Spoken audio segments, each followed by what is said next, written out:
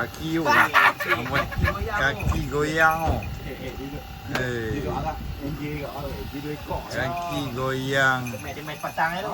Dah masak, tak masak lagi chef kita ni. Tu. Hai.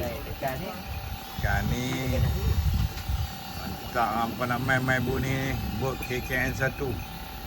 Okey. Ni chef dia tu. Tengok boleh. Chef boleh chef. Tu. Panjang ni dah.